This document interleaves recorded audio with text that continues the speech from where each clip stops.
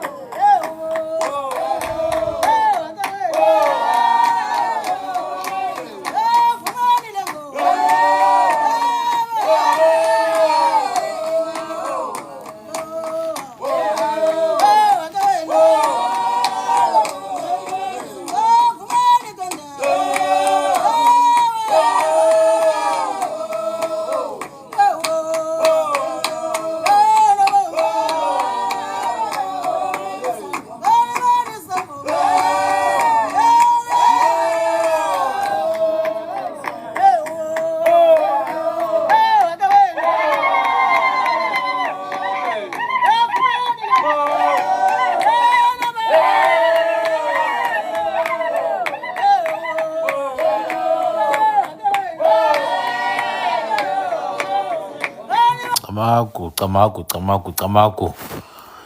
Wangena uJambase, wangena uMcanzi, wangena uMsuthu, wangena uhlathi ikhulu elingothiwa sele livutha lothiwa zimfene kuba imfene zibaninilo. Wangena umfenezi zimabutho ahlukana xa kutshubela ilanga. Wangena uhamba ngezandla usandlalanca. Uyibeke etyeni ityiwe zimbovane, ndingowakwaMayikana, ndingowakwaVibisa, ndingowakwaNtsilane, ndingowakwaNonobe, ndingowakwaBhushula, ndinguluncu, ndingumwandla, ndingumando wafikela uhlangeni, ndinguzaba, umfene mazabiwe zabela abafokazi, ndingowakwaRhwale Mgodleni, ndingowakwapheka iphemphem neqhakupha ngengxawana, ndingowakwaTheuka ngobulembe entabeni, ndingowakwancola ngomhluzi amanzi ekhona, ndingowakwaGeqa amatye. Ndizalwa yintombi yasemanzothweni onyelenzi omaphango ongqalo ongxake ngqanqa sinogxam ogquxa taba kahili ntsibankulu kayuthu. Greetings everyone, greetings. If you guys have questions, it's your chance now to ask your stuff. You can come and join. I'm easy like that today. I'm easy like that. Liema is asking, where have I been? Hey, I've been busy, man. I've been busy, There's so many things to take care of. And sometimes it just takes your time, Bon. And also, the work we do is not very easy, guys. We face a lot of different things from all directions. So sometimes kumele uzifihle nawe ke to preserve yourself.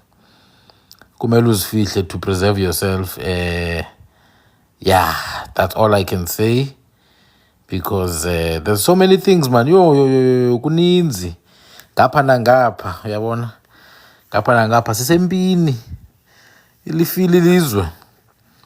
Lifile ilizwe libhubhile. And those who have not yet realized that ilizwe lifile are gonna wake up 5 years down the line bengenalizwe bona, ngoba ilizwe lifile. Sekunjalo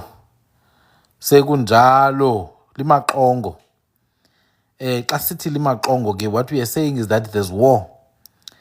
Xa sithi ilizwe lifile, what we are saying is that there's war, ngoba izwe lifa ngempi. Ilizwe lifa ngempi. Lithuba lokuba siphakame sixhobe, sivingce amazibuko. Lithuba lokuba siphakame sivingce amazibuko. Abo basele besebuthongweni bona bayawuqabuka sekwaphulwe. Abo basebuthongweni bayawuqabuka sekwaphulwe. Lowo ke unethuba nendlebe zokumamela, makabazi indlebe zakhe, avuka athi qwa. Lifile ilizwe, ilizwe limaxongo, bantwana begazi. And it's sad because I think 99% of our people don't see what's happening. Lifile ilizwe. Some things I saw years ago, I only understand now, even Nami from my side. Things I saw years ago, things that were revealed years ago, it's only now that I actually understand. So yeah, libhubhile ilizwe. Now it's for us to prepare. Siphakamise izixhobo, izikhali, silole amazembe. Amazembe ke hayi nje kuphela amazembe ezigalo, namazembe ke asengqondweni, bantwana bahle, ngoba lena yimpi ka-2025 izawudinga ukuba ingqondo zibe bukhali. It's not a battle you can just fight with your bare hands. This is a battle that you need to be very, very mentally and spiritually fit for. The country's at war, and those who choose not to see it, then it's up to them. But 5 years from now, bazolila bathi maye. 5 years from now, they're gonna cry bathi maye, because the country's at war. Cape Town, Durban. Watch out for those two places. Cape Town and Durban, watch out for those two places because those are the entries. Ngamazibuko kungenwa ngawo ango. And I'm singling out these two because it's not the first time. It's not the first time. Cape Town and Durban are the targets right now as we speak. And so komele thina ke sihlome madoda. Kawumele sihlome siphakamise izikhali ngoba impi ziza macala onke, ziza nxa zonke. Impi ziza nxa zonke. Kawumele ke sihlome sihlome to prepare for what has already begun. It has begun. It's just, I've been so flabbergasted because it's only now that I actually realize things I had not seen before, things I had not understood. I saw them, but I never understood them. Now I understand what I was being shown. I understand what I was seeing. I remember, my daughter, countries of the Middle East are here. They are here and they are doing as they please in Limpopo, in Eastern Cape, in Durban, in Cape Town. Countries of the Middle East. And I'm saying countries, not one country, but countries. They are here. We are going to be a battleground of some sort, whether we like it or not. Sometimes I hear people saying, South Africa must not get involved with the issue of Palestine. People who speak like that have no idea how the world operates.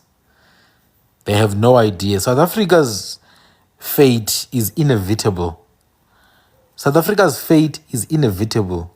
South Africa is a strategic location geographically in the whole world.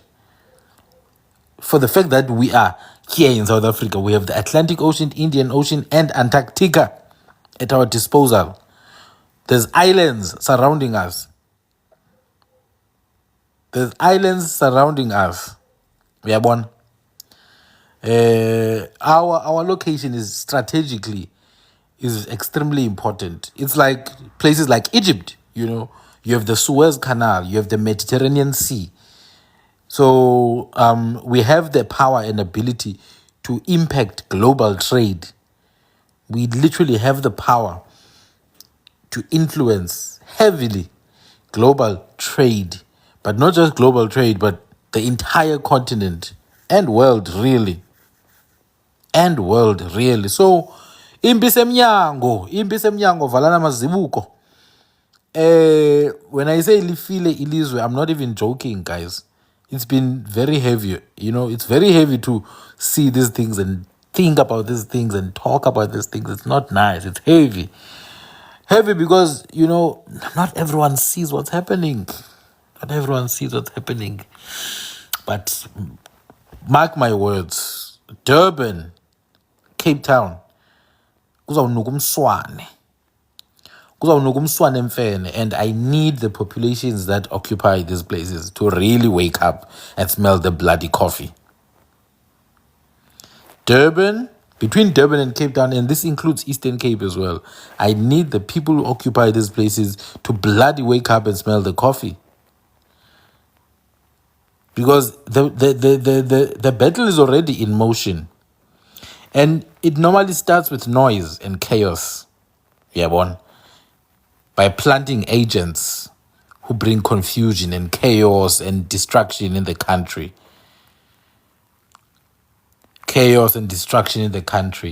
And then you start having foreign agents buying up all the lands in these places. You start seeing billionaires buying up all the lands across, the coastal towns, like it's happening in Cape Town. You see so many Germans now buying the lands, converting the properties, into these luxurious properties, pushing the people out of the cities into these outskirts. Bati bafuni homeland yabo, uyabona. Bati they are creating their own homelands. But the key is to control the coastal cities, first and foremost. And then once you control the coastal cities, which control the ports, then you can, invade the inner provinces which have the minerals. We are born. What you see here on the screen is the Castle of Good Hope. It's regarded as the oldest remaining building that is still fully functional in South Africa. It was built around 1666. This is not the original castle of Jan van Riebeeck, by the way. Jan van Riebeeck, the original castle he built, a fort. It was a mud fort. This is not the original one, but this is the oldest surviving building of colonial era Dutch settlers. It's the oldest surviving one. What's so special about this castle? What's the whole fuss about the castle? Well, some years ago, I went to a place called Oranjezegt. Ne? I went to a place called Oranjezegt. I had some kind of interview with Alan Gray there. So I went there, and then it was my first time really going to this place, and I was wondering, what's up with the name? What's with the Oranje, and you guys would know we have Orania, we have Oranje, what is this? Orange River, Orange Free State.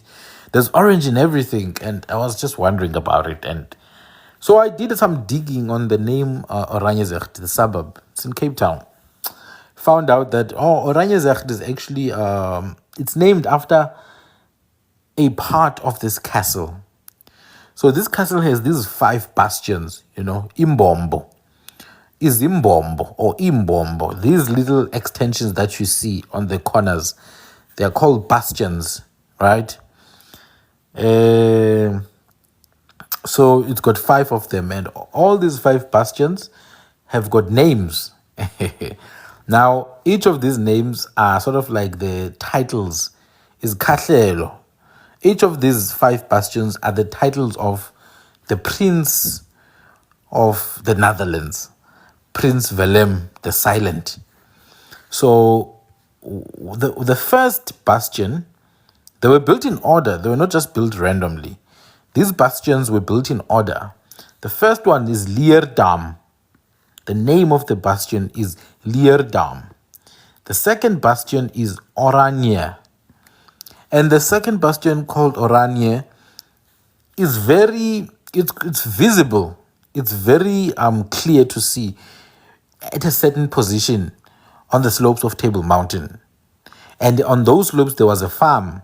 So from that farm, you could see Oranje very clearly. And therefore, that farm was called the Oranjezegt. Oranjezegt. Zegt means sight, view. So you could see Oranje. You had a good view of Oranje. So it became Oranjezegt. So I was just shocked that, so this building still actually represents Dutch royalty. It still very much represents Dutch royalty because all these bastions have Dutch royal titles. So you've got the first bastion, Leerdam, the second one, Oranje, the third one, Nassau.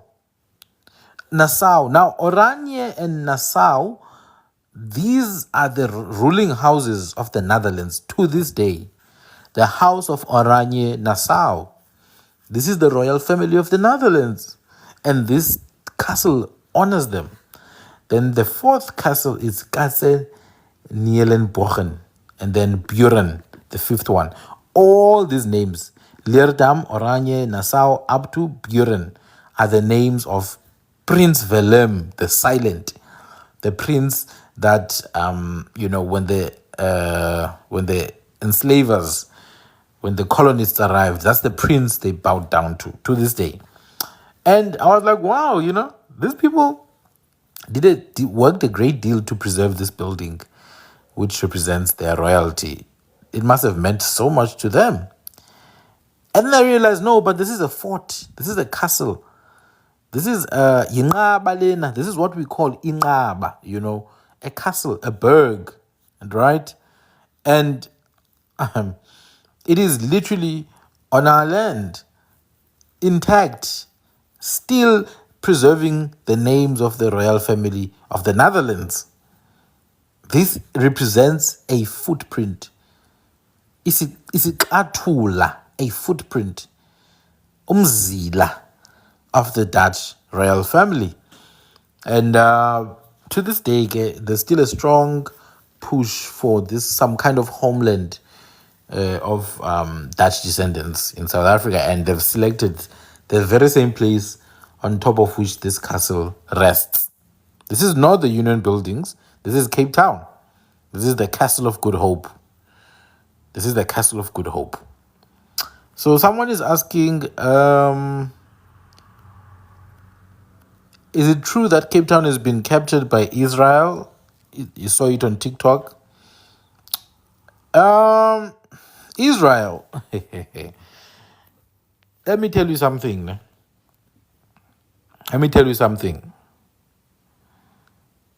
What's happening in Gaza and the West Bank, what's happening in the land of the Palestine or the Palestinians, Palestine, what you see happening there is only the beginning of what's to come. What you see happening in Palestine is only the beginning of what's to come to the rest of the world. In fact, there's a part where Netanyahu says it very clearly that after Palestine, he's coming to free Africa. It's all right, Lorna, it's all right.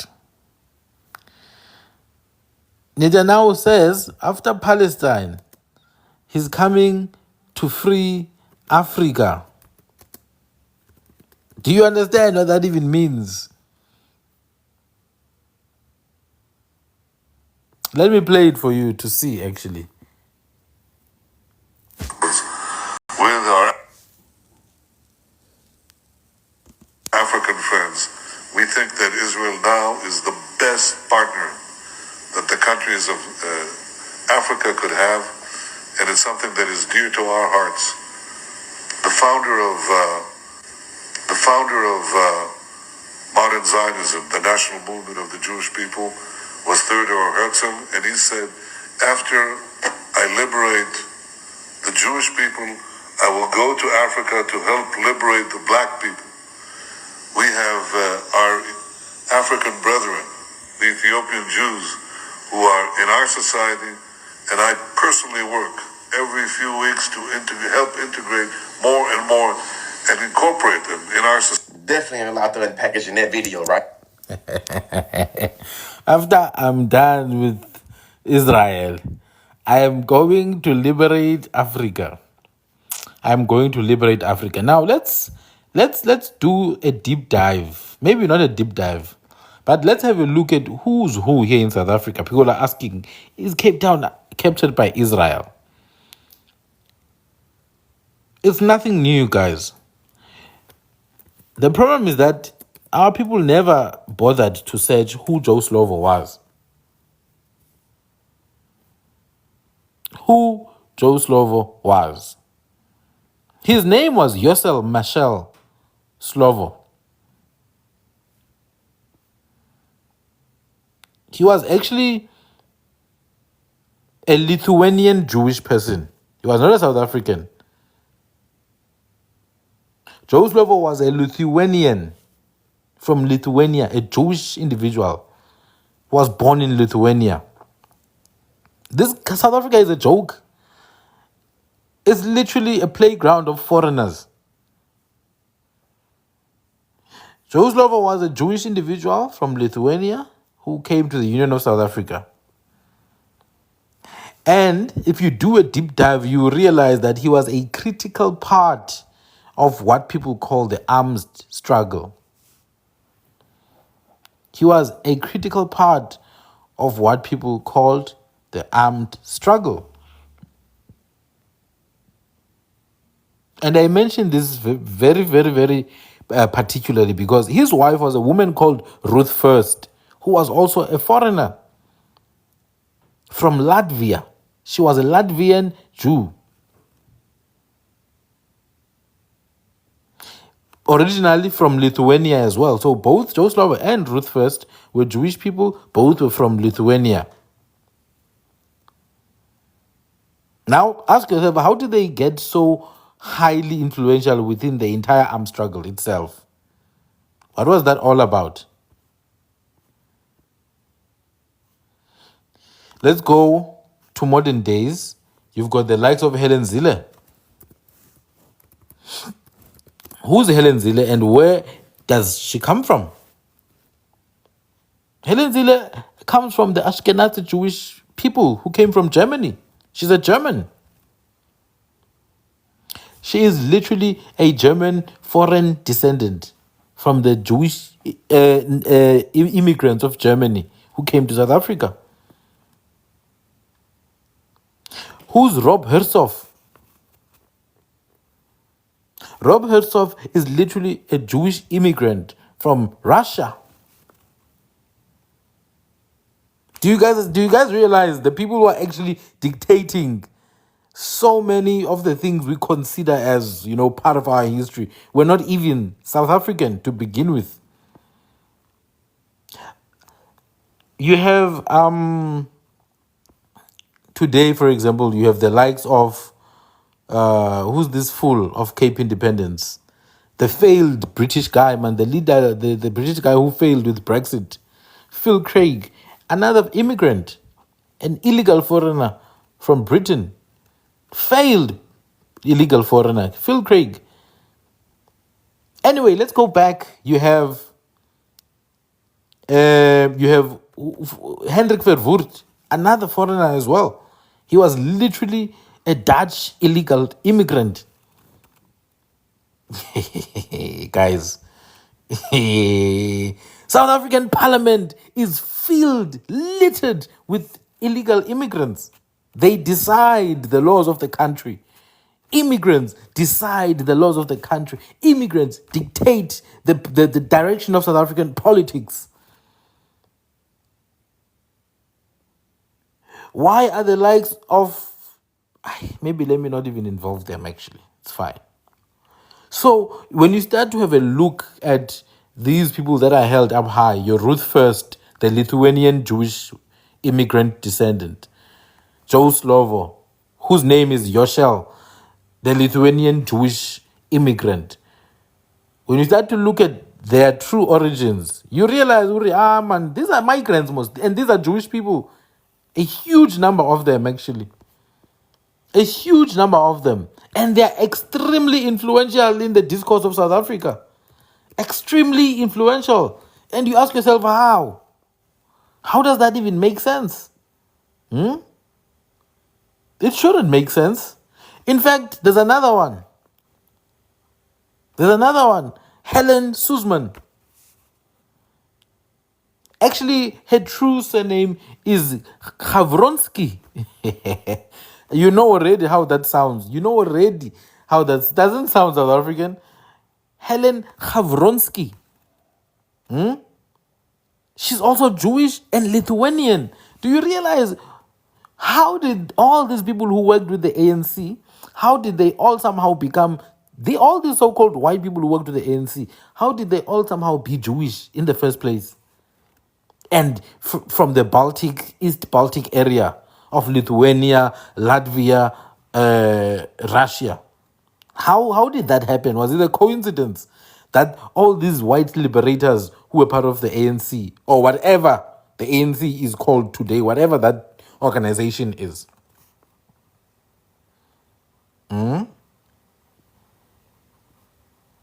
even more, the Oppenheimers themselves, they're a Jewish family. So for me, when you talk about the question of whether Cape Town has been captured by Israel, you should ask yourself, who gave the ANC the very ability to begin something that mimicked an armed struggle? Because what the ANC did was not an armed struggle. They did not fight a war.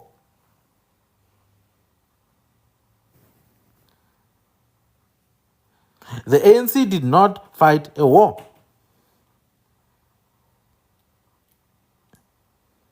So if you actually look carefully, even some of our most loved, by the way, even some of our most loved heroes who went to exile and came back, if you look it carefully, there was some agenda behind them. And you know what? That's how the world of politics works. That's how it works, I'm not holding it against them, some of these guys. But I'm trying to answer your question of, is Cape Town captured by Israel? I'm trying to show you that what you see in 2025 began in the 16, 17, and 1800s. So what you see now was always there. You just didn't know. What you see now was always there. You just didn't know. In fact, if you read up about the frontiers that were set up in the Eastern Cape, when these people had established a colony in the Cape, because when they arrive in the Cape, they build a fort within the first few years, which is the original castle before this one. After they build, as they're building the fort, they capture a river. Once they capture the river, they bring diseases to the Cape. As they bring diseases, they start to wipe out the population through a G side. They wiped out 70% of the population within the first 30 years. 70% of the population of Cape Town was wiped out within the first 30 years of Dutch, German, English settlement. And after they wipe out that population, they start bringing in slaves. In fact, the first West African slaves came in 1658, 6 years after they decided to settle in the country. They got slaves from Angola, slaves from Nigeria, slaves from Cameroon, slaves from Ghana, slaves from Guinea. And these slaves became what you know as the free blacks of the Cape, or the colored. Well, the name colored came with the British, by the way. And it meant everyone who's not white. Chinese were colored, Xhosa were colored, Tswana were colored, Sotho were colored, Griqua were colored, Nama people were colored, Kham people were colored, West African slaves who were free were colored, and mixed people were colored under the British. That's a very new title. Before that, you had the free blacks of the Cape, and then the enslaved people. So within the first 30 years, they wipe out the population, they capture rivers, they capture mountains, they build castles. Then they hear from the peoples that there's gold in the country, and Jan van Riebeeck loses his mind. When he hears that there's gold, he loses his mind. He pushes to go to the Eastern Cape. He pushes to go to the Northern Cape. Because remember, there's 3 Capes: Western Cape, Eastern Cape, and Northern Cape. He loses his mind such that his the second governor of the Cape, Simon van der Stel, who was a mixed-race person between white and Asian. Simon van der Stel, the same man after whom they named Stellenbosch. Simon van der Stel, the same man after whom they named Simonstown. He sent a campaign to the Eastern Cape to go and find the gold under the leadership of Ensign Schryver, 1686 to 1688, I think. They took a 3-month journey to the Eastern Cape. They were looking for the gold. It made them crazy because remember, they were trying to establish a refreshment station. But then they realized that they didn't have to just settle for a refreshment station now. They could actually go and look for gold. They heard that there's gold. They heard about Muene Mutapa. They heard about Mapungubwe. They heard about Great Zimbabwe. They heard about all these places. And they sent Isaac Schryver to the Eastern Cape. In the 1680s, he met with Uinsati of the Grinkwa people, so-called Inkwa. Grinkwa people, Grinkwa Hase. So now, as you're moving from the original borders of what they called the Cape Colony, they're starting to penetrate lands of organized cultures. Some of the people who were leading there were actually Jewish. Some of the captains who were leading were actually Jewish. It's written. Some of the people who were leading those first campaigns of penetrating the lands of South Africa were Jewish people. It's not, hidden. So for me, it's not even like, it's not even a shock that to this day, you have the Helen Zillers, you have the Rob Hertzog, Jewish individuals who will, at any chance that they get, as immigrants, these people are immigrants, guys. These are not South African people. Helen Zille is not South African. Rob Hertzog is not South African. Helen Suzman was not South African. Joe Slovo was not South African. Ruth First was not South African. Phil Craig is not South African. Hendrik Verwoerd was not South African. Not even by naturalization. No, these people were immigrants. They were illegal foreigners. They are the first ones who are supposed to be dudulad in the first place. They may about duduli which is souk. How do you expect these people to design systems that are going to benefit you? I don't understand. Like, I genuinely do not understand. Sometimes South African are literally just waiting for these people to do the right thing. How can they do the right thing? They are not from here. They are not from here. A huge portion of them are Jewish people from Germany, Jewish people from Russia, Jewish people from Lithuania, you know. Even the most powerful families in the country today. You've got the Oppenheimers, strong Jewish family. You've got the Kirsch family who run the Kirsch Consortium. That has been said to fund the EFF, by the way. The Kirsch Consortium that owns Prime Media and a lot of radio stations in this country. Jewish. And they control Eswatini as well. And they supply the Israeli military with security systems. A lot of our billionaires. So when people say Cape Town has been captured, it's not captured in 2025. The entire South Africa was captured long before that. It's just that now things are being revealed and people are shocked. We were living in delusion in the first place. It was delusion. The entire armed struggle, was neutralized from within. Why do you think there was a Joe Slovo? Why would a Jewish immigrant from Lithuania care about the struggles of some native South Africans whom they consider goyim in Judaism? Monkeys that just exist to serve them. Why would Jewish immigrants from Lithuania concern themselves with the problems of some native South African tribes? Unless they understand that, look, we can crush this system and we can start an alternative one. Think about it. If I see you guys fighting each other, if I see one group fighting another group and I don't want to work with either of these groups, I want to rule both of these groups, I can just deploy my agents on both sides. Whichever side wins will still owe me a favor. Whichever side wins will still have to answer to me. Fund both sides of the bloody war. So there's two problems you have. You've got the problem of illegal European immigrants trying to dictate what must happen in South Africa. They're actually not even trying. They are dictating what's happening in the country. Your Ruperts, they're illegal foreigners. Your Oppenheimers, illegal foreigners.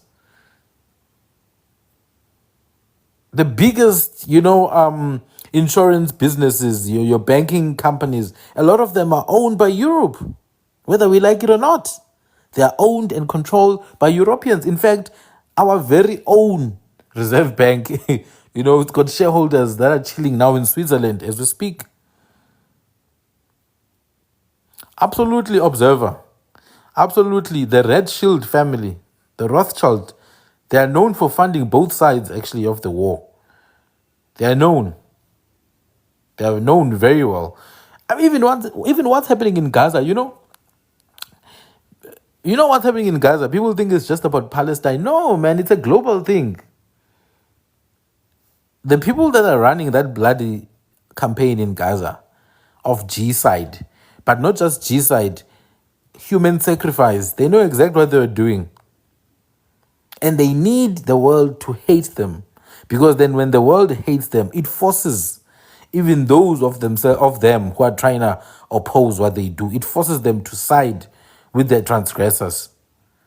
Think about it. It's like the lunatic fringe South African racists, who are doing all the heinous things, all the bad things. The thing about the South African lunatic fringes who start to do the most heinous things, killing people in farms and burying them. They do these things on purpose so that you guys can hate them, all of them, not just that guy. Hate all the white people. If you can hate all the white people, then I can just rally them. As a white racist, I can rally all the whites on the premise that you're already hated because of what I've been doing. That's how the apartheid government thrived. By doing the most unspeakable things and then getting everyone to hate any white person, justifiably so, and then the apartheid government will turn and say to the whites, look, they hate you already. They hate you. They're going to unalive you. Come, support my apartheid project.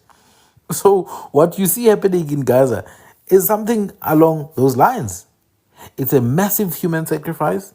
It's an unspeakable, unpalatable genocide.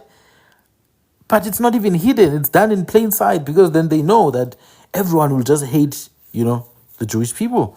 And if you all hate the Jewish people are forced to obviously choose themselves. Directly or indirectly, they will be forced to support that genocide that's happening. And therefore, it sanitizes the name of the transgressors, at least in the eyes of the Jewish people. So when you talk about the Red Shield family, who were funding both sides of the battle during the World War II, they knew what they were doing.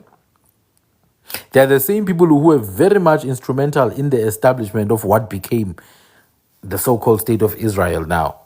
I mean, there were rumors that they wanted to establish it in Central Africa at some point, which means they didn't have a fixed location of where they want to establish it. But then think about the Suez Canal. It was a very strategic position. Just like Cape Town is a very strategic position. Because then with Cape Town, you have access to the ports, ships that come from South America, even North America, and sometimes from the European side. They pass through Cape Town, especially because there's political instability in the Suez Canal. You have Egypt, you have, Israel, and they're not getting along and stuff like that. So that would make Cape Town the most reliable alternative. But it's not just Cape Town. You have the Durban port as well, So South Africa in and of itself is absolutely strategic, absolutely necessary in the global order. And it's only South Africans who don't see that. That's the unfortunate part. Everyone else can see that. Only the South Africans don't see that. I remember the last time we had a chat, some South Africans were like, oh no, they would never break us. I'm like, what are you going to do when they come for you? What are you going to do when they come for you? You already do not afford groceries in your own country. You do not afford rent in your own country. You do not have land in your own country. You do not have properties in your own country. You do not have weapons. You don't control the weapons industry. You don't have a strong military. You don't have a strong police force. All of this is by design, by the way. All of this is by design. There's no reason that the police are not a force to be reckoned with. There's no reason that the military is not a force to be reckoned with. So all of these things are already debilitating, or they're already falling apart. What would you do if there was an attack on your country, which is already happening? It may not be an armed attack, but there's already attacks in the country. When Trump speaks about you, he knows what he's doing. He's setting a tone to the world. It's by design. It is by design, and it didn't start in 2025.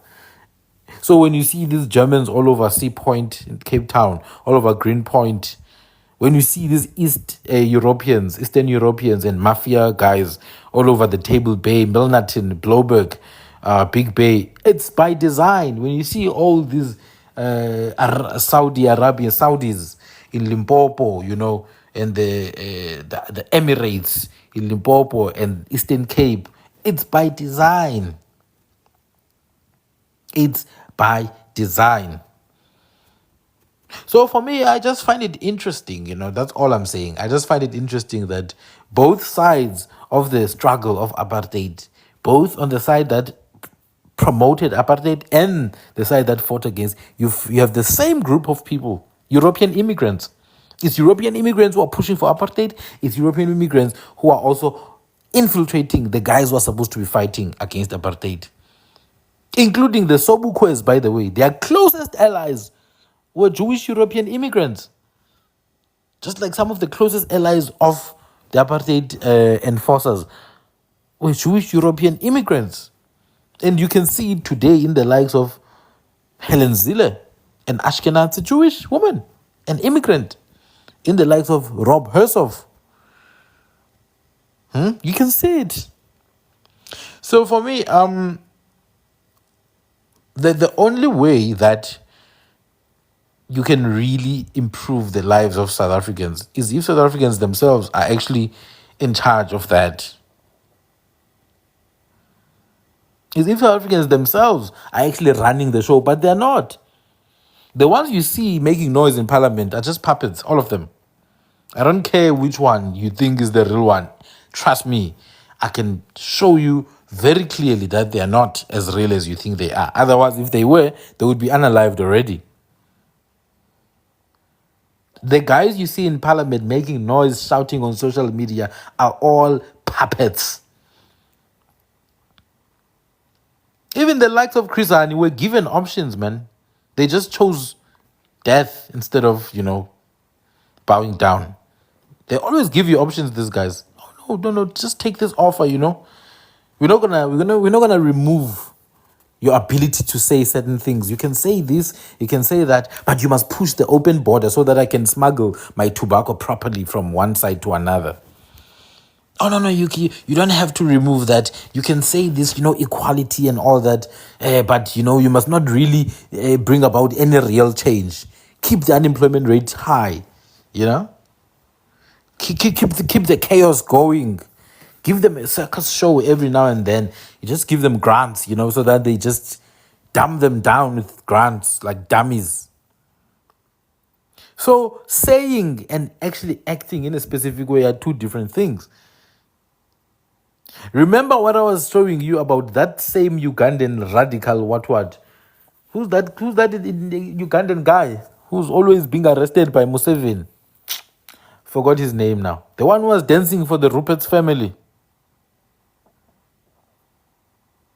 The Ugandan guy was dancing. Bobby Wine. Bobby Wine, he's the best radical leader in Africa. He was busy dancing for the Oppenheimer family. Dancing for the Oppenheimer family. What kind of a radical leader is busy dancing for an oppressive family that controls the entire continent? And Musa Maimane is there. Mr. Build One South Africa. Literally there. Ian Khama of Botswana is there. Former president of Nigeria is there. They all report to the same Oppenheimer Jewish family. So it's bigger than South Africa, man. It's a global thing. It's a global network. It's a global network. And I do understand, I do understand that there's the layer when it comes to international politics. There's a layer of allies, There's a layer of allies and friends and enemies and all that.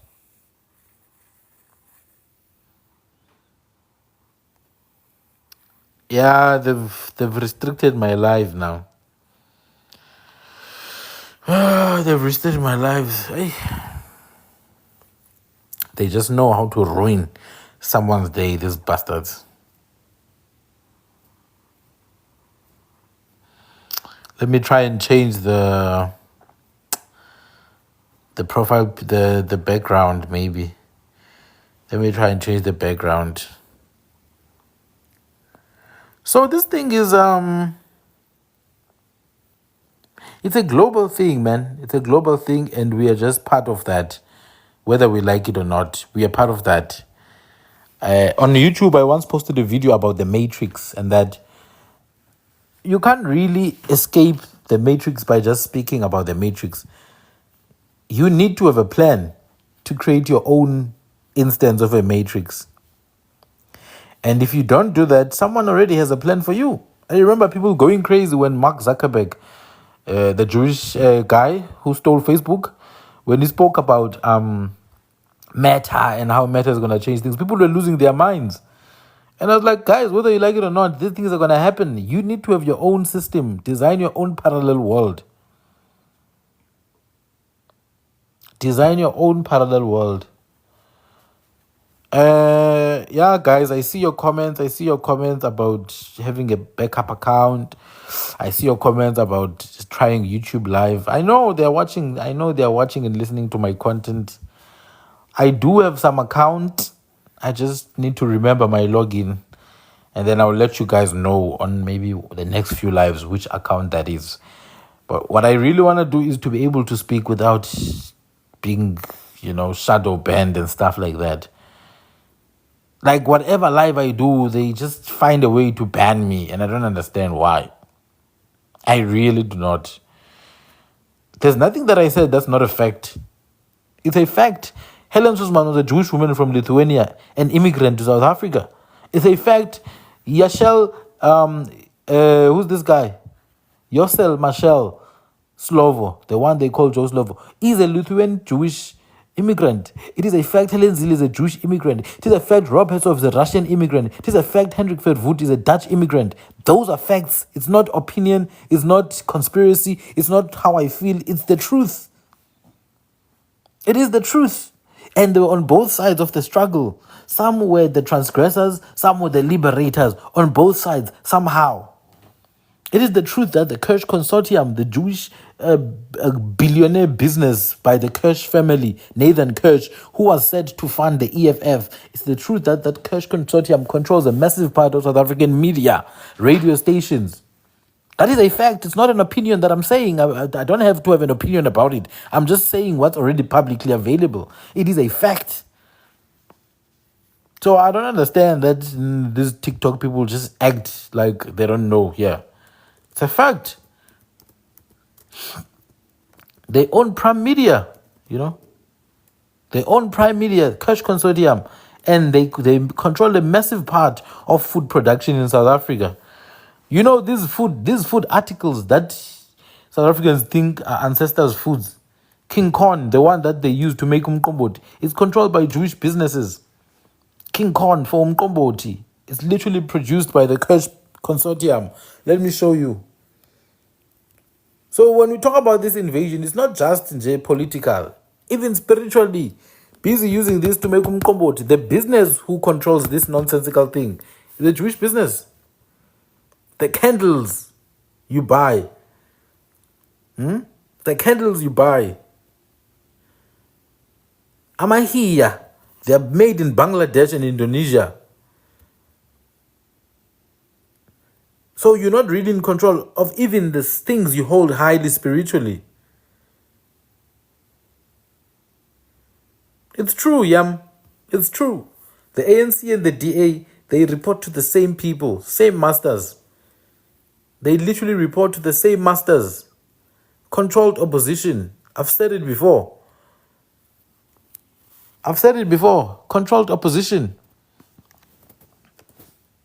They don't give a damn about South Africans because most of the people who run these political parties are not even South Africans themselves. They're not even South Africans themselves. Even in the ANC, some of those people are not South Africans. They couldn't give a damn. They could not give a single damn. So here you've got this Prime Media, this company. It does broadcasting, it does advertising, right? This is the founder. The Kirsch Consortium. It's how they don't put some kind of hyperlink to the Kirsch Consortium. But let's see which companies are under, Prime Media. In broadcasting, you've got Cape Talk, which is a commercial radio station based in Cape Town. And then you've got 702.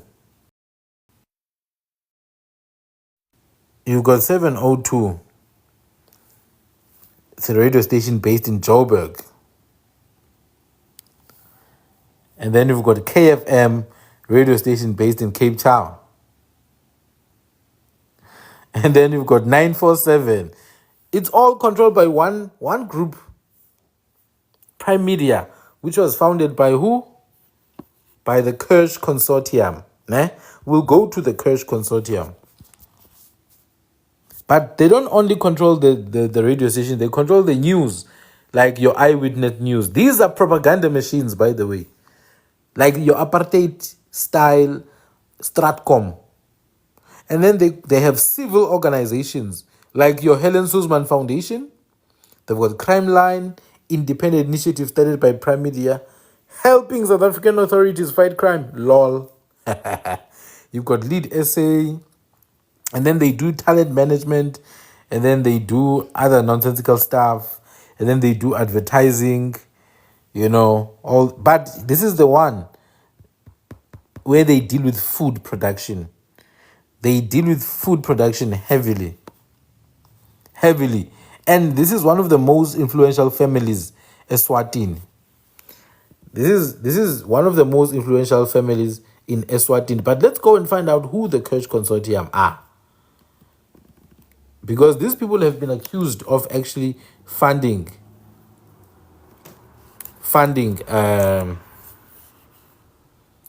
the EFF. Obviously, Julius Malema denied it. But yeah, the accusation was there. It was put out there. It was put out there. And for me, when you follow the money, I think you'll be much closer to the truth. When you follow the money, you will be much closer to the truth. It's especially true in South Africa because here our politicians are all controlled by money. They are all led by money. They are all led by money. Look at this one.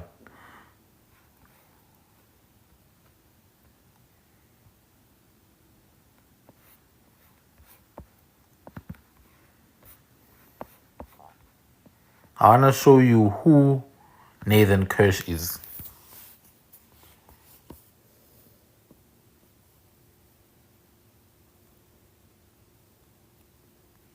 This is Nathan Kirsch, by the way. The one who was said to be funding parts of the EFF. He actually has something called Jethro Cash and Carry. He has a cash and carry wholesaler type of thing. It's crazy how they said he's a native Swazi. He's not a native Swazi. This guy's South African, but he's actually a Jewish immigrant from South Africa. Then he went to Eswatini. He got what is this thing? He got citizenship. This is his money from 2016, from $3.7 billion in 2016 to about $8 billion in 2025. And he's quite old, eh? He's quite old. He went to vets. A big part of his operations actually was supplying the Israeli military with technology. Technology to do what? To commit genocide. Not only in Gaza, but in any other country. In any other country that seeks to oppose what is happening there. Now, you think Donald Trump, when he sends highly dangerous criminals to Eswatini, you think that's by mistake? You think he's just being delusional because Trump is crazy? Trump is not crazy. No US president is crazy. They all have an agenda. Oh, well, it's usually the same agenda, but, they're not crazy. Even that old man, that guy they cloned,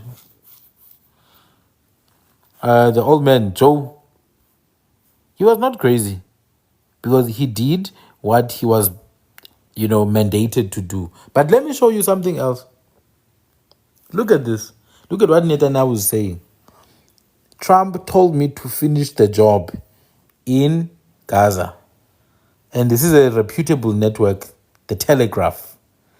Netanyahu says, Trump told me to finish the job in Gaza. He was urging full force attack on Israel MP. You understand? So it's all a coordinated move, man. There's nothing that's done in separation. There's nothing that's done in isolation.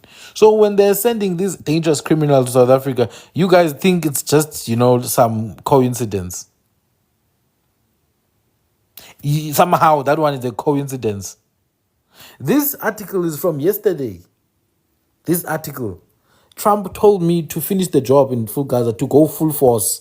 This is from 1 day ago. If you go back a few months, just a few months, you will see here in Axios.com, it says Trump doesn't oppose Netanyahu plan for full force. This is April. It's April. It's one coordinated project. You also have you can't be shocked what's happening in Australia as well. You've got these, heavily funded far-right movements in Australia.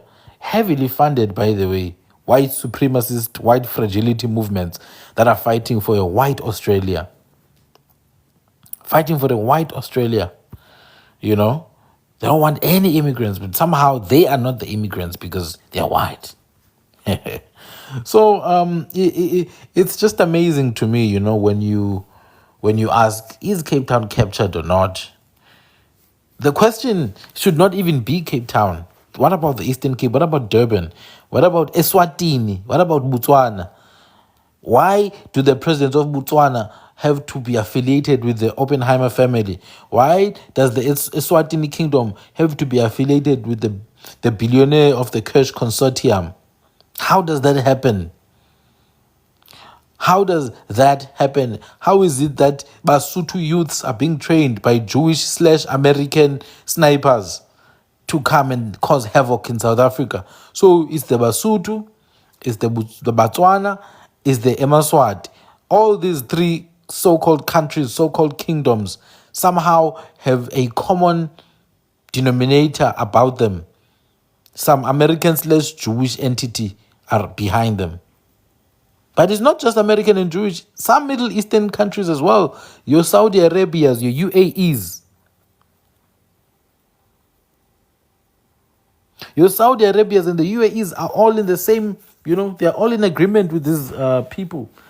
They are on the side of the aggressors,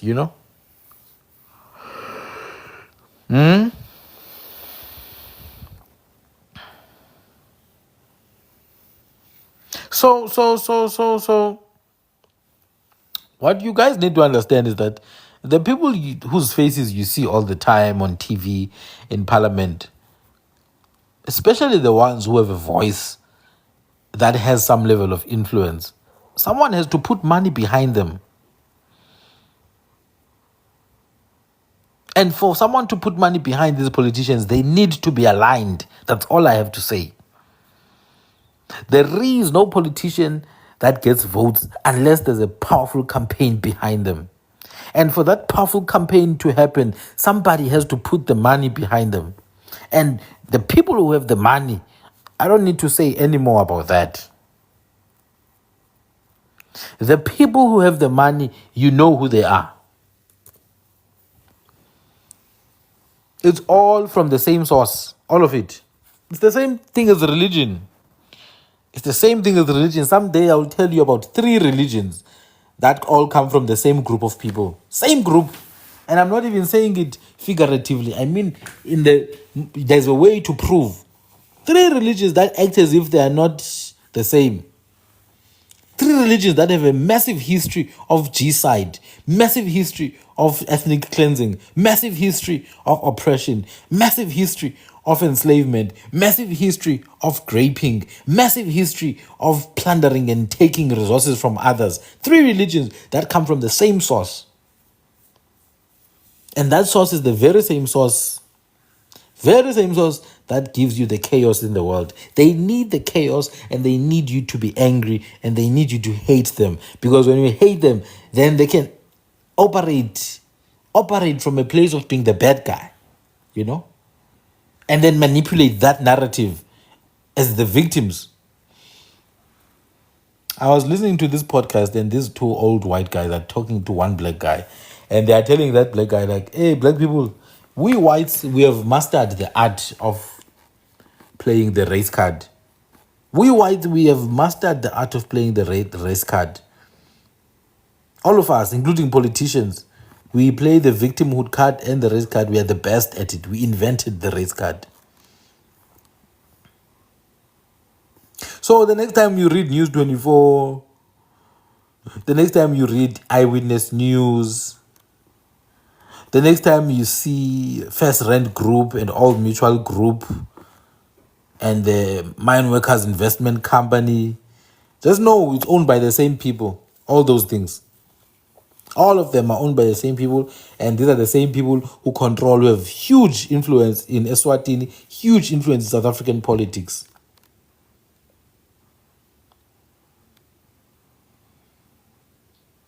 Religion is their best friend, because religion requires that you become dumb first. You need to be dumb first. For religion to work properly, you must die. You must be stupid. And for you to get out of that state of stupidity, out of that sunken place, you have to do some real scary work. It's scary. It's scary to be free from that level of delusion. It shatters your entire understanding of reality. It makes you paranoid. You have insomnia. You get depression. You get anxiety and panic attacks for months or even years when you're trying to escape from religious control. If you want to release yourself from religious control, you need to go through that scary process. And that scary process is not easy, because you will suffer mental instability at some point. You will have some sicknesses at some point, because your entire reality is being turned upside down. And most people are not willing to go through that. So they'd rather just remain in that state of gullibleness. Because remember, hypnosis works, but hypnosis works with your permission. I sometimes see so-called hypnotists online hypnotizing people on command on the road. It's not true. That's not how hypnosis works. Yes. But also, it needs you to buy into it. You must agree for it to happen. We were once, I think I told this story before. I was once a student at this other institution. Zama, that's correct. I was once a student at this other institution, and we had a proper hypnotist there. A real one. That one, I remember a friend of mine who used to smoke so much. He was hypnotized to stop smoking, but obviously those things don't really work long term, because it's not a solution. It's just a manipulation of the mind. He was hypnotized. This guy was guided out of his body. He was guided to meet his guiding or whatever guardian angel. But this guardian angel was only a hand that held him. But the most powerful part, or the most interesting part for me, was when he was taken back to his childhood memories. He was taken back to his childhood memories. He saw himself sitting around the fire with his grandmother, listening to some stories. And obviously there was a reason why he was taken there. But for that to work, he had to trust the person. He had to allow the person to have access to his subconscious mind, and to put him into a state of childlike mindedness. A childlike state. A state of suggestibility. That's what it's called. You know, a child is very suggestible, especially when they trust you. They do whatever you tell them to do. And religion and politics operate in that mind. They don't like other brainwaves. They don't like when you are alert. They don't like when you are in a state of, clear-mindedness, in a state of critical mindedness. They want you to be suggestible or to be scared, because these activate suggestibility, and fear activate something primordial in your mind. It activates something animalistic in your nature. If you look at how a wild animal and a domestic animal react to humans, wild animals are ready to flee or to fight. fight or flight. That's a survival mindset. But that may be good, but it may also be bad, because then you can just take things over if you manipulate them to be on the fleeing side. Wild animals are a problem when they fight, but if you are able to make them scared enough by manipulating them, if you see a lion and you wear a costume that makes you appear bigger, the lion is not going to try and find out what you are. It's going to run because you seem to be bigger than it. You seem to be bigger and you seem to make weird noises. So you get into a state of fear and it becomes irrational. Humans are the same. But humans would like to believe that they're not, but they are the same. You get a human to fear, whether they fear that they're going to lose their social grants, whether they fear that, there's going to be a massive unaliving because of some COVID. I know when I talk about COVID, they lose their minds. They're going to block this live. But humans are fearful. And when you get a human to be fearful, you control them. You control them. So you get them to that primordial state of being when they fear for their survival. That's one. Or you get them to such a comfortable place that they trust you and elevate you in their subconscious minds as a god of some sort. So whatever you say is a gospel truth. And this is what the people, the charismatic leaders like your Julius Malema are able to achieve. Your charismatic leaders like they're not even charismatic, these people. They're just loud mouths, honestly. They just blab and blab and blab. There's nothing that they can actually say. Nothing genuine, nothing substantial that they say. They just talk. Your Gayton McKenzie's, your Johan Steenhuisens. There's nothing. They get briefed. They get given notes, these people, to talk. But there's nothing more really about them. They're just empty shells. Trust me, if they could offer something more, they wouldn't be in politics. I promise you that. They would not be expecting handouts from stolen taxpayers' money. They read the speech and it still doesn't sound coherent. They read one sentence like it's 3 different sentences. You're like, hey, these people are so dumb, man. Damn it. How did they even become leaders? Someone put them there. You look at the Paul Mashatiles of this world, you're like, wow, what the hell? Why are people like this in office? But that's how it operates. It's like royal families, The king is not the smartest person in the family. It's usually the most feeble, the most defenseless, because then the council can just control him. King is never usually the smartest. In fact, the king people like the most, the guys who choose the royal family. The guys who are always next to the king, those are the real rulers, most yabo. The people who are around the king, the advisors, they're the real rulers. They always prefer the weakest king. They always prefer the dumbest one, the most ignorant one, the most clueless one, So it's the same. The system requires of you to be so suggestible that you behave like a child. You get excited for breadcrumbs and some soup. You get excited for sporting events. You center your life around sports. Oh, the UEFA. Oh, the Springboks and the Braai. Yo, my dad. And that's how the system needs you to be like that, actually. It's not new, guys. What I'm saying is not even new. It's not even profound. It's literally the oldest trick in the book.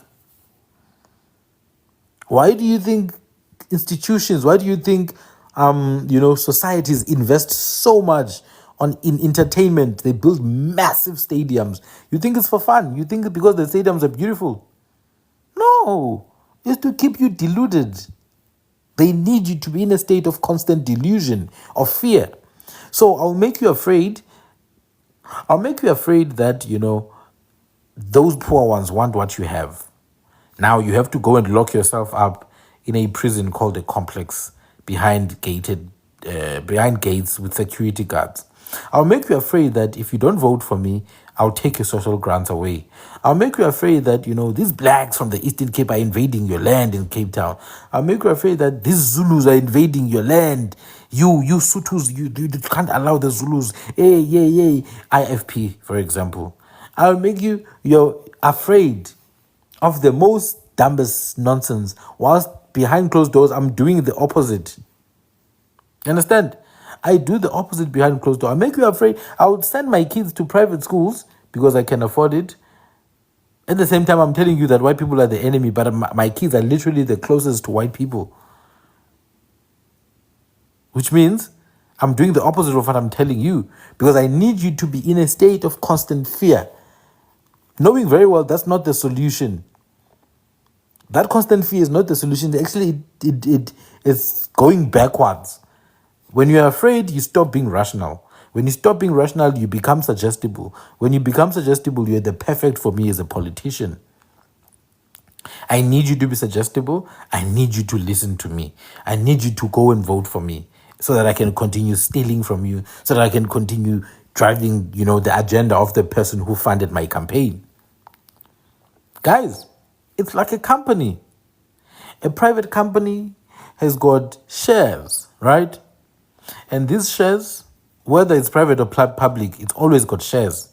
And these shares belong to people.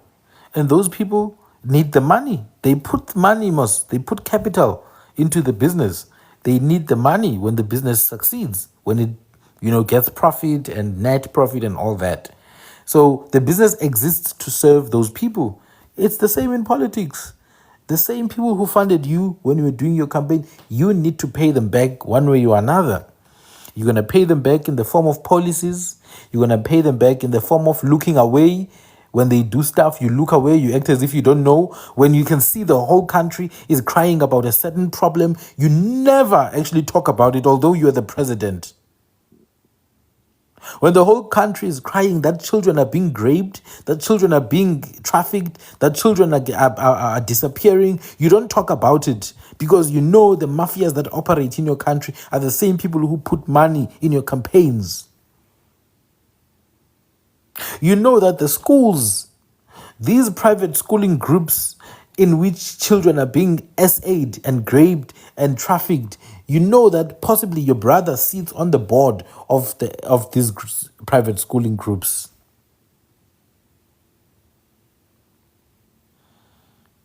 It is a problem reaction solution. You create the problem, you supply the solution. And you don't rush with it. Tiptoe strategy. So when you ask me, has Cape Town been invaded? You think the invasion is starting today? No. What you see today are the fruits of what was planted 200 years ago. What you see today are the fruits of what was planted 200 years ago. When you see the Elon Musks, it comes from 3 generations before him in his family. What he does is just to extend the legacy of his great-grandfather. When you see Helen Zille, trust me, it comes from before her, from the generation before her.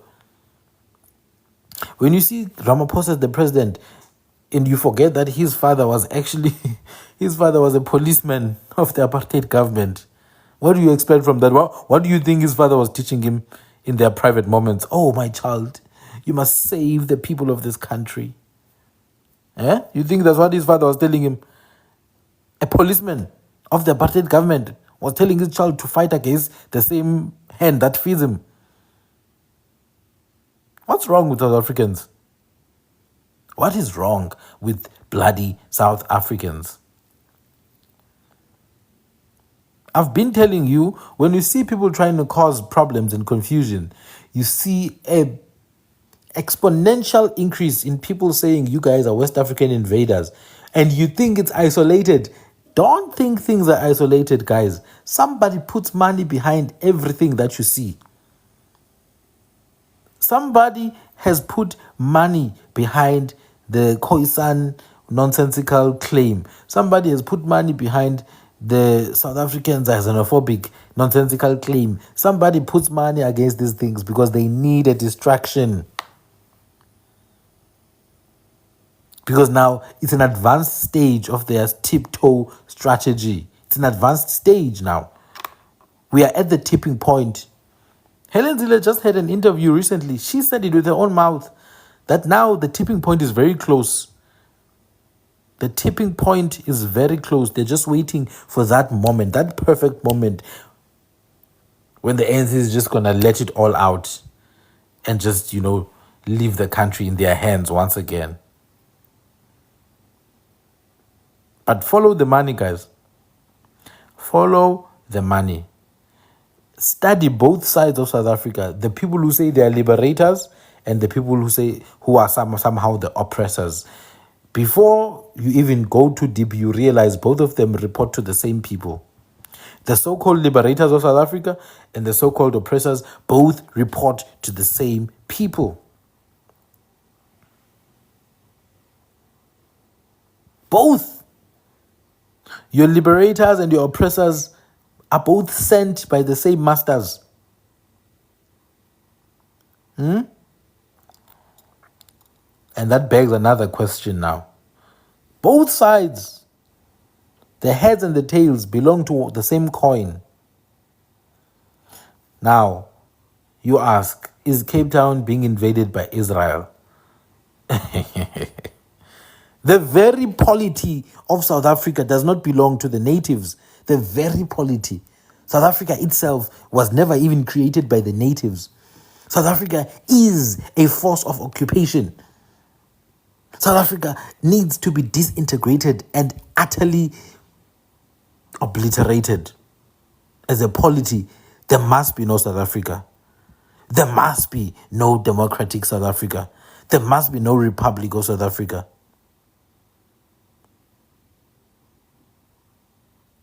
I kid you not. And I know what I'm saying is probably not going to happen. Because the natives, when they listen to messages like this, deep down, hey, they're like, "Aye, Bafo, we ain't going to do that." Deep down, they're like, "We ain't going to do that. We prefer to be delusional. We prefer to be under this oppression. We prefer to eat the soup of the Pharaoh." Eat the soup of the Pharaoh, mother sucker, and stop complaining then. Stop whining day in and night, if that's what you want. Stop whining. Go and work. Go and toil in the field. Go and work for your master. Go. Be a slave, nigga. You said you wanted that, most. Because if you want freedom, it comes at a price. It's not the price of the ANC. It's not the price of the IFP. It's not the price of the EFF. It's the price of completely releasing yourself from nonsense and starting your own thing. And there has to be a price. There has to be pain.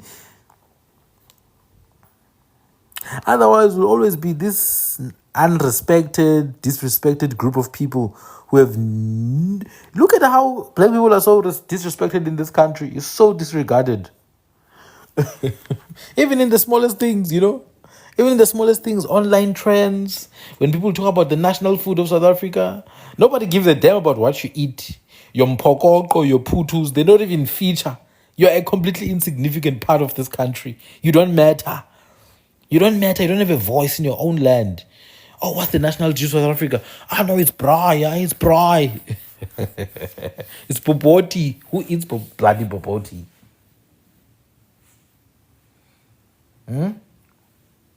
You do not matter. You are an insignificant little afterthought in your own land. So what you want is to completely reject this system. Reject it financially. Reject it academically. Reject it spiritually. Reject it physically. Reject the system. Break their bloody rules. Don't buy from them. Don't buy into their narrative. Don't read their newspapers. Don't read EWN. Don't read News 24. Don't read Newsroom Africa. Don't listen to what they say. Don't listen to Metro FM. Don't listen to Bloody 702. Don't listen to Bloody 947. Because all these are their propaganda machines. In fact, you must work deliberately to disintegrate whatever they're trying to do. Go the opposite way. But above it all, there has to be some kind of economic system that operates parallel to what is considered the mainstream South Africa. We kind of need to have a parallel system. We need to build parallel infrastructure for the conveying and permeation of information. We need to convey information parallel to what they do. So you need to build platforms of your own so that when I speak about these things, I don't get banned. Discord servers, rumble.com, for now, until we build our own proper systems. There must be so many alternatives that it tires them out to even try and gun for us. Because you know what? You think you try and you integrate into the system. They just take what they want from you, but you'll never be important to them. They'll take your bloody culture. They'll take your language. They'll go and make Black Panther out of it. And then they'll go and destroy the same Black Panther that they did because you somehow identified with it for too much. Do I think Nigerians have mastered building a parallel system? Genuine question. Biggest problem with Nigerians is that outsiders see them as one group. They don't see each other as that. That's the biggest issue with them. And Nigerians are in a unique position in that they've experienced the world almost more than any other group. They've literally have experienced the world. But they don't even see each other as one group of people. That's the problem. So they're not even aware. They're not even aware of the unique position that they could be in if they wanted. So Nigerians are in deep delusion, actually. A significant portion of Nigerians, they worship whiteness. It's the King Kong syndrome. They worship whiteness.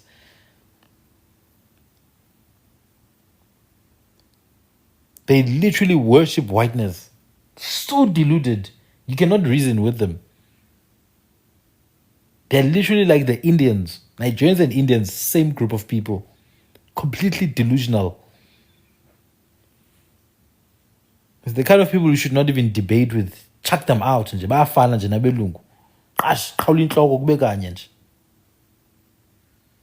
they're so delusional, those people. There's this concert that Kabza De Small and Maporisa did recently at Loftus Versfeld. Is it Loftus Versfeld? The Scorpion Kings thing they did, ne? And it was full, obviously, you know, it was full and all that, and people were so proud of it. Nigerians are so angry because they say it's only South Africans were there, and therefore it doesn't matter. Their barometer, the standard against which they measure themselves, is if something is accepted into whiteness or any system that resembles whiteness. So they always use Europe as a standard, use America as a standard, or anything outside of themselves. That's their standard. And this is where white supremacy is so powerful because it defeats all these nonsensical groups that seek white acceptance and approval. White supremacy says, I'm superior because I'm white and there's nothing you can do. The only thing you can do is just to seek to be white, and as soon as you seek to be white, you've bought into the eternal system of white supremacy, because the premise of white supremacy is that I must reject your seeking of whiteness, and that's how I maintain my supremacy over you. But I need you to continue seeking to be white. I need you to continue seeking proximity to whiteness. And that's what keeps on fueling white supremacy. This is what you see in the Japanese culture. It's a deeply white-seeking culture. That's what you see in the Indian culture with the caste system. That's what you see hugely in the Muslim culture. And I say Muslim specifically because I know it's attached to the Islam religion. And that's exactly what you see in what we understand as Christianity and Catholicism today, and all the branches of it, whether it's Mormonism or whatever group, the Seventh-day Adventists, the Mormons, all these groups are groups that seek white supremacy, and they maintain that structure. Whether you're a Seventh-day Adventist, whether you're a Mormon, you're all part of white supremacy. You're all part of it.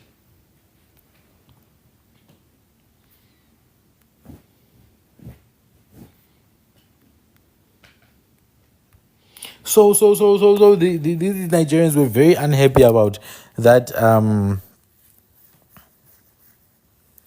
that I will explain how the Seventh Day Adventist is white supremacy. I'll explain just now. They were so unhappy about the Kabza De Small thing because it was sold out by South Africans without any white supremacist agenda. No, a white supremacist standard to sort of like compare against. But anyway, the very concert itself was in partnership with an Afrikaner music organization. I think they are called Kroop or Krope. Kroop or Krope. The concert of the Scorpion Kings. It was actually in partnership with some Afrikaner music concert.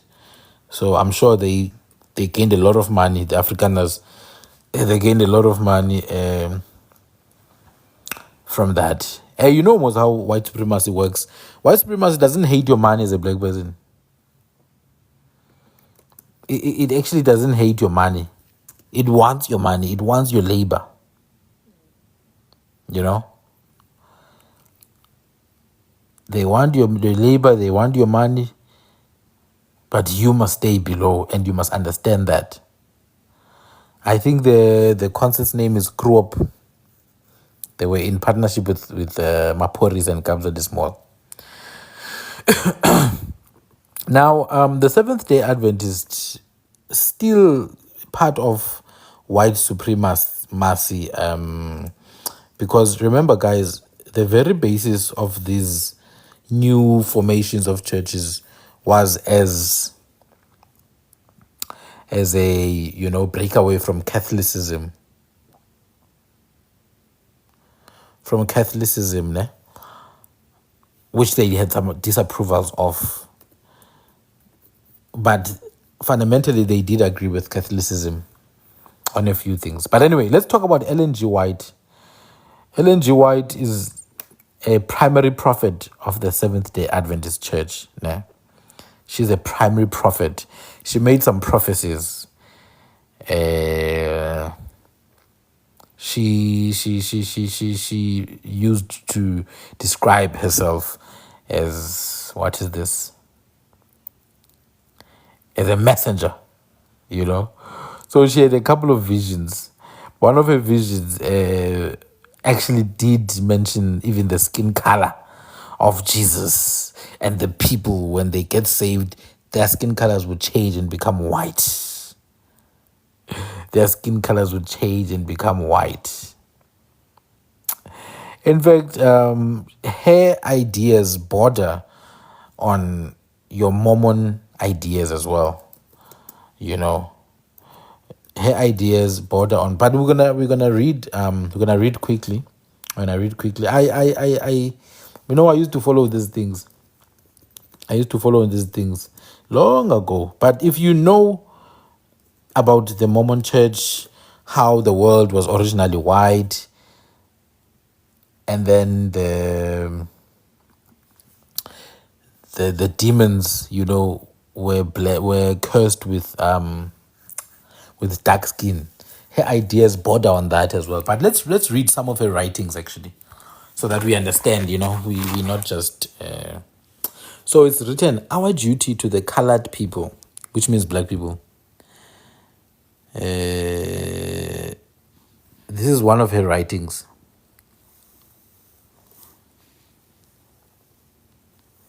I don't wanna read too much, but just give me a second. Or you can actually go to m.egwritings.org to see the writings of Ellen G. White.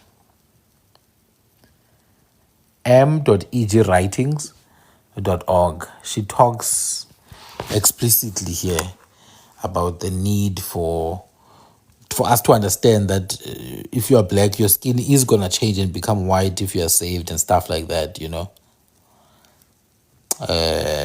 It talks about laborers and slaves. So it does borders. It does border on some of the ideas of the Mormon Church. Obviously, these people were considered progressive in their times. Her ideas were considered to be progressive because they were more on the side of fighting for black people to be included.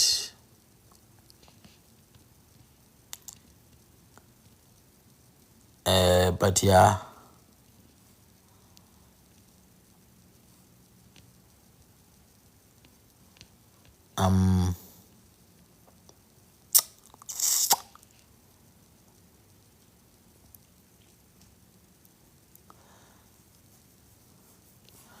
But anyway, I'm not gonna go too deep onto it, ne? But yeah, her ideas do border on that. I remember. Just go to LNG's writings. LNG's writings. Please go and watch. But it's not just LNG only, man. I mean, Muhammad's a lot of quotations of Muhammad's writings, or not writings, because Muhammad was illiterate, he couldn't write or read. But a lot of things he said himself, were very racist as well. But the most interesting thing, the guy who was closest to Muhammad was actually a Roman. The guy who wrote was actually a Roman. So that should tell you something about Roman Catholicism, which is Christianity. And Islam. Yeah, well. And Islam. But anyway, when you look at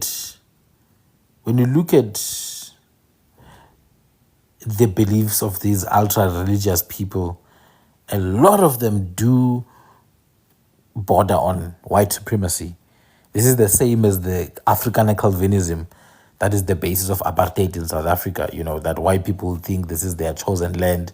It is actually the very same now idea that is fueling this revived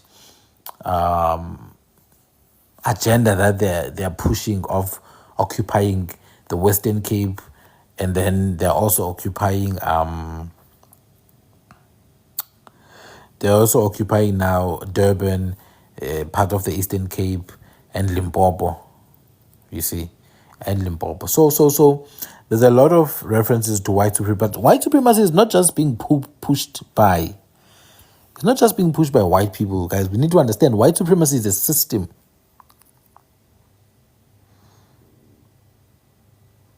It is a system. You understand?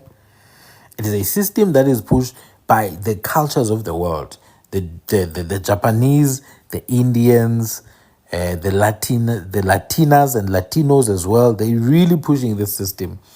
And this system survives because of that. It doesn't survive just because white people are forcing it upon everyone else. People love white supremacy. People push white supremacy. Even some black people push white supremacy. That's why they will tell their kids that their afro hair is ugly. That's why they will tell their kids when they are dark skinned that they are ugly. They are propagating white supremacy. They are catapulting the ideas of white supremacy. So it doesn't exist because white people are pushing it and shouting loudly and preaching about it. No, white supremacy exists because the people that it was used against have internalized it. Telling me about bloody green eyes and air that blows in the wind. It blows because you bloody burnt the air with an iron in the morning, or whatever that thing is called. You burnt the air. That's why it blows in the air. It's light now. It's unhealthy.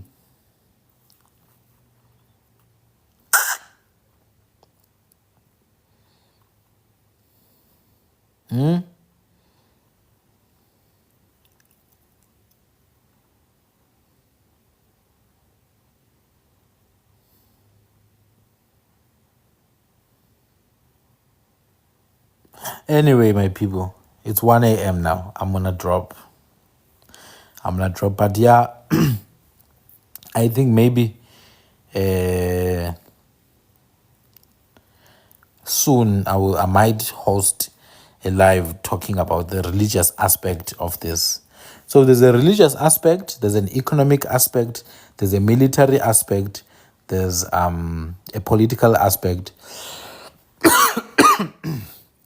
There's the economic one, and then there's a legal aspect to this as well. The most powerful of all these ones are the ones that have to do with your view of the world.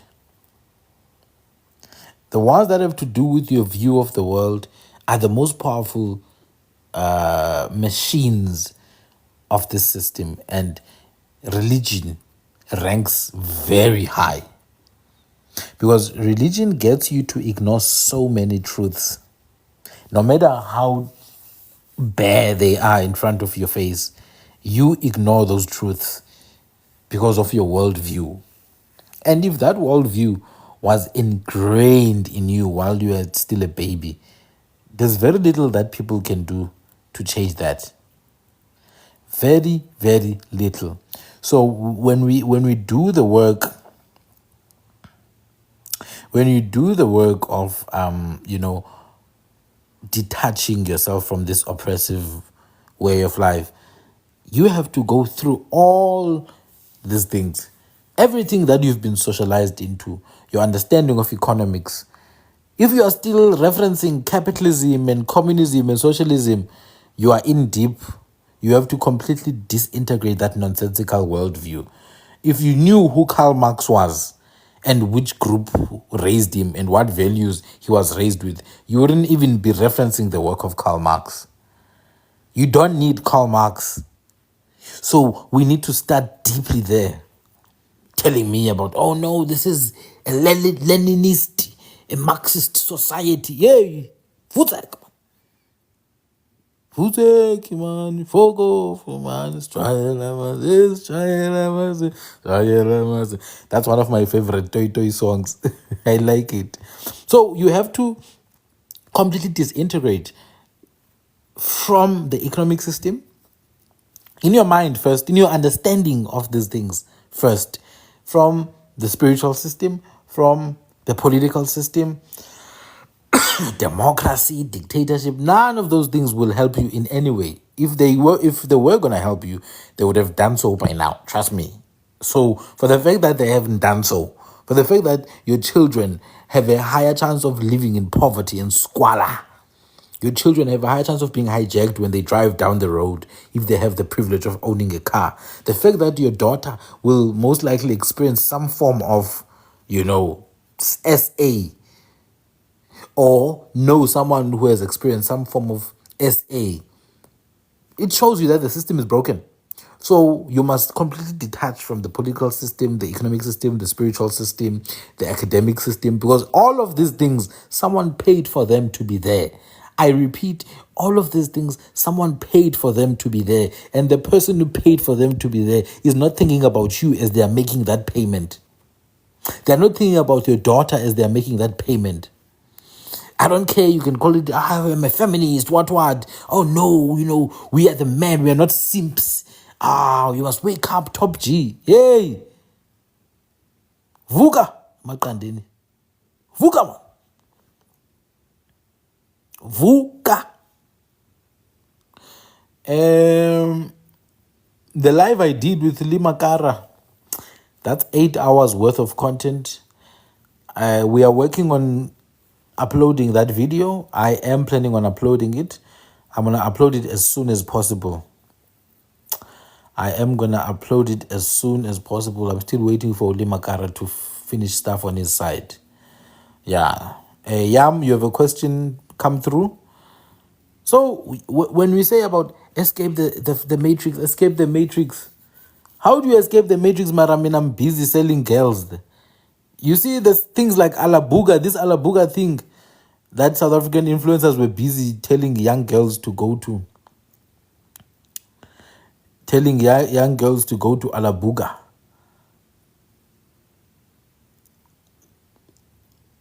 That's the work of the top G, Andrew Tate. That's what they do. They take these girls from these countries, they lock them in some mansion and like, hey, wanna talk to men. Talk to men. Talk to these lonely men. It's these lonely white boys who live in their basements, or these lonely Indian guys who are probably 3 times divorced. Talk to them. Make them feel horny. Make them feel this. Make them feel that. That's escaping the matrix. Wow. Hey, my dude. Yam is a question regarding tragedies. Should we have cleansed after the frontier wars? Did this? Well, obviously, obviously, cleansing is something that happens in nature in and of itself. Our ancestors have always understood that you operate in terms of nature, you operate in alignment with nature. Nature cleanses itself. We have the new moon, we have the full moon, we've got the waning moon and the waxing moons. It's a cycle of cleansing, revival, renewal. Nature does that. Rivers do that as well. Rivers flood, rivers dry, rivers flood, rivers dry. Seasons do that as well. You've got the season of abundance, you've got the season of lack, that's winter. You've got the season of rain, you've got the season of wind. We are the only part in this ecosystem now that is stuck in a state of limbo. Remember, we operate in an ecosystem, and our ecosystem is comprises of all these things I just mentioned. Our ecosystem comprises of all these things I just mentioned. We operate in conjunction with the water, conjunction with the land, in conjunction with the seasons, in conjunction with the moon, in conjunction with the sun. All these that I just mentioned are continuing in their natural state, and we are stuck. It's like we've taken ourselves out of our habitat, like a fish out of water, and we are stuck in sand now. That's where we are. Asimathanga nje. I think ukumata is excessively polite. Asimathanga, sizizidenge. That's what we are. Sizizilima. Asimathanga. Because ukumata would give the impression that it's something natural. No. We choose to be like this. We are deeply deluded as a group of people. We are deluded and we take things very lightly. We are deluded and we take things very lightly. And that is exactly why we will be obliterated on the planet Earth. Umlomnyama will be obliterated because Umlomnyama doesn't take things seriously. Umlomnyama doesn't care about themselves. They don't care about what's next to them. They don't care about anything. Intwana zabelungu, 13 years old, 14 years old, already they understand what their duty is. They understand that they cannot be laughing with your children. They understand that in the next 5 years, Umlungu is on the brink of extinction. In the next 5 years, if they don't force the world to change using violence, because they need to, they've failed now. The women are out of control. That's what these guys think. They think the women are out of control. The women are making babies with abantu abamnyama. The women are making babies with China. The babies are anti-white. That's how these guys feel. And now they're panicking. They feel like they need to do something. They feel like they need to, and they've got the numbers, and they've got the resources, and they've got the tools. They're now organizing now in Australia, in New Zealand, in the UK, in Scotland, in Ireland, in Canada, in America, and in Cape Town. They are organizing. They understand that the next 5 years it's make or break for them. Their numbers are dwindling. Their population is not growing because their women don't give birth to their kids. Their women don't give birth to their kids anymore. And bayakhala, they don't know what to do. So what do? They need to create chaos. They need to create chaos. The chaos is going to allow them to reset their sociology as a people. The chaos is going to allow them to maintain some level of control on abelungukazi, the women. Because that's what they desire that heavily, and they don't have it. They desire it so much and they don't have it. They don't have it. So, Bona, they are very much aware of what's happening. They take statistics very seriously. They do research. They look at numbers. They track things. Abe to abantu don't give a damn about that. They just want to drink alcohol and dance. Which means abantu have not experienced something traumatic enough to get them to understand that they could literally be going extinct in the next 50 to 100 years. I mean, all you have to do as a South African is just wake up and look at Parliament and look at who's there. Like, who are those people? Ngobani aba bantu? Guys, go to the South African government website. Go look at the members of parliament. Who are those people there? Like, seriously, ask yourself, ngobani aba? Those are the people who vote on laws and policies that will govern this country. Look at those people. If you don't fear, if your heart doesn't start beating like crazy, then there's a problem coming. There's a problem coming. If Umtonsundu goes and looks at the people who are in government, just look at the faces, look at the names, go try to find their profiles, go do some research about where did they go to school, what do these people have to offer. You realize that akukho bantu eParliament. Akukho bantu eParliament. It's just placeholders and bench warmers. And if that doesn't make you afraid, I am sorry. We might as well go extinct. Maybe the world is going to be a better place after that. Because if you're not going to be fighting for your existence and you're thriving as a people, then you might as well be taken out. It's called creative destruction. We learned about it in economics. If other companies are building websites and putting AI and making sure that they've got, improved systems, streamlined processes, and your company is stuck in 1824, your company is going to be obliterated. That's how it works. Ezinye izizwe, ama-China, ama-India, ama-Pakistan, ziyalwa, they are trying. Ziyalwa, they are building, systems, they are building economic systems. They are trying to, you have your Singapores, you've got your Malaysias. They are trying to get a niche, something that they can offer somewhere, something that they can control fully. Tina si busy. Hamba ha, hamba wena. I'm a piano, I'm a piano. Yay! To see how weak and broken our people are. Yenze kanjani ntoba ama-Somalia afike elizweni athathe over the spaza shop industry. Ama-Somalia, they are literally hungry in their countries. But they come and take everything from you. And you can't do nothing about it. You can't do nothing about it. You completely defeated in your own land. Kwenze kanjani amatopia? Amatopia had a hunger problem just a few years ago. They had a hunger problem just a few years ago. But they've taken over now. They send their kids to schools. Your kids are standing in corners asking for 2 rands. If you can't even deal with that, you think you're gonna deal with izikhohlakali zabelungu base-Israel? You think you're gonna deal with izikhohlakali zabelungu base-Scotland? You think you can deal with izikhohlakali zabelungu base-German? You're not gonna handle those ones. Those ones are refined, baba. Ukubulala bayakuthanda, igazi bayalithanda. You think you can handle those people? You can't even handle amatopia namasomalia. You can't handle amatopia namasomalia. Udlulwa ngamazambia. People who go take wood and make dog kennels with wood. They take wood and make michanyelo. They take grass and weave baskets and go and sell. Well, when our men are sitting around looking for 10 rand to buy beer and expecting 370 from Cyril Ramaphosa. Come on now. Guys, it's 1:15. I'm out. I'll come back again today, later. I'm going to try a host again, like maybe for the next 3 to 4 days. I'm going to try a host again. If Tina said, hamba wena, hamba, so hamba wena. You shall eat hamba wena, you shall drink hamba wena, you shall sleep hamba wena, whilst these guys are buying up all the properties and taking over the schools. Because I'm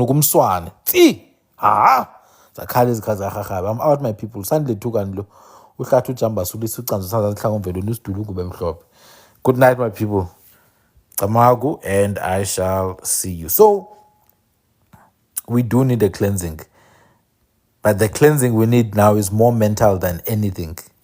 It's a mental cleansing. You need to cleanse your mind, your worldview, all together nje. Uyeke man uba ligwala. Uyeke ugonyela umsila phakathi kwemilenze man. Uphakame. Qine. Khosi.